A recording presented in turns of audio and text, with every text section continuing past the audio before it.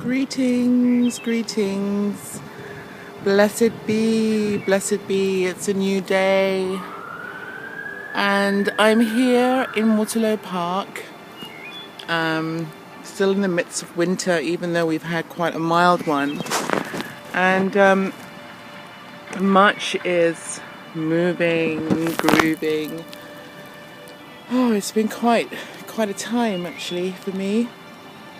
Doing a lot of shadow work, and I feel it's really important in your life, whether you're just moving through life as we all are, and particularly if you're putting yourself out there in service of some kind. It's even more crucial to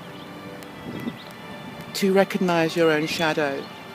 And so often we have perceived the shadow as being something that is negative, but they're really just polar aspects of the one, of the Tao.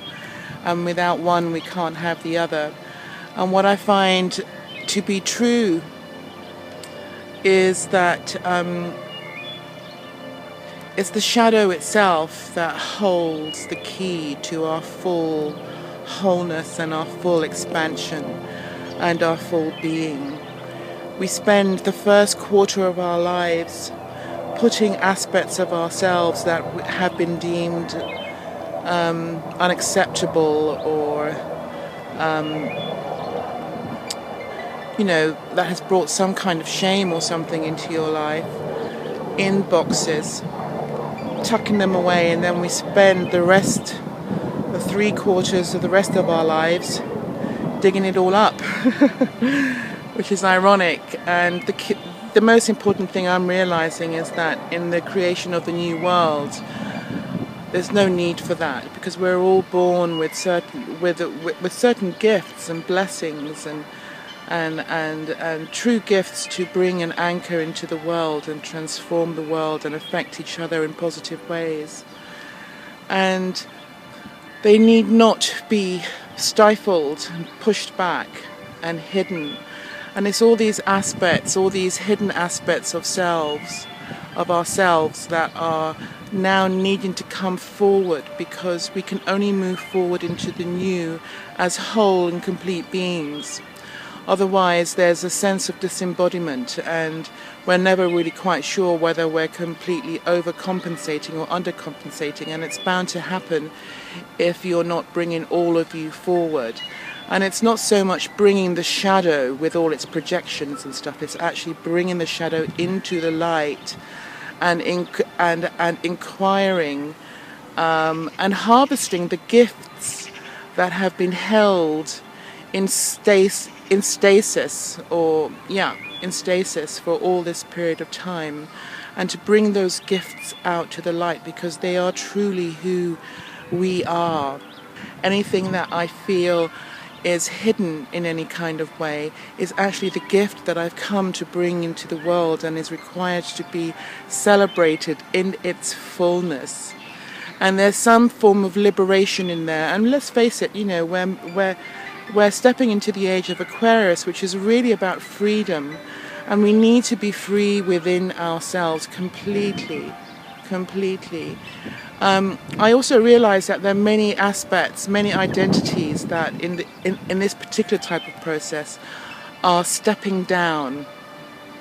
Many old ideas of ourselves, personalities that we've created to compensate on our lack or our feeling of inadequacy or whatever. And so behind those projections or those identities are really the true gifts. So we don't feel the need to be needy or to be look at me, aren't I wonderful, looking for attention in any way, unnecessarily, So to really truly be in your own power, there's no need to want to feed off that kind of attention. Sorry, I'm just trying to get the camera together. So that's what's been happening. And it's really also important to stay in the light, to hold the light, and to realize that when you do go into these areas, that they are not who you are. We are just excavating. And as we excavate and dig these things up, obviously feelings are going to come up.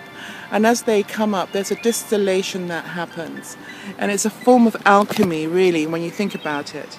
And it's all good. Know it to be good.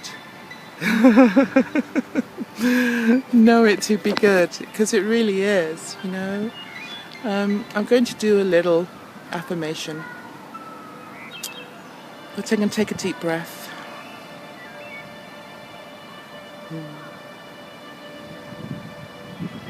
Deep breath. Just let go. Just let go.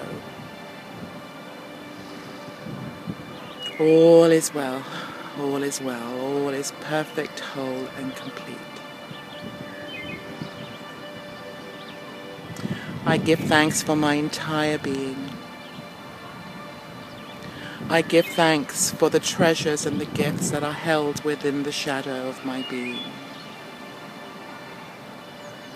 With courage, I draw them out to the light, and I know them to be good. I accept that they are simply aspects of myself that I put aside because of fear, shame, blame or guilt or unworthiness. The essence of this energy is good. Take a deep breath. Know that it is good. Expanding into the fullness of my being requires me to have the ability to respond to all of me and to love all of me in my entirety. And I know this to be good. I am worthy of love.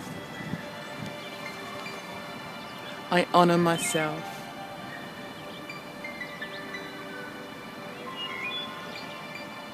I am worthy to be loved exactly how I am, for exactly who I am in my fullness. Being vulnerable and asking for help is a good thing, because it reminds me of who I am. All is well in my world, perfect, whole and complete. For what is now being transmuted and distilled makes room for the new me that is now evolving, that is now stepping through. As all my old roles and identities step down for re-evaluation, it allows for the new expanded version of myself to step up in my fullness, in her fullness, in his fullness. And for this I give thanks, and I know it to be good. And so it is. I leave this with you, beloved brothers and sisters of our stars, children of the light, sun children, sun child. May we continue to shine and move and expand into our fullness. I love you from the bottom of my heart. I wish you well. I see the God in you. Namaste. The sun is out. How beautiful. It's beautiful solar rays. These cosmic rays are so important that we allow ourselves to be bathed in them. We are stargates and we are conduits between heaven and earth. And from this beautiful sacred place, the temple of our body, we know that it is good. And we open up for communion to receive the messages from the earth and from the stars. Blessed be, blessed be.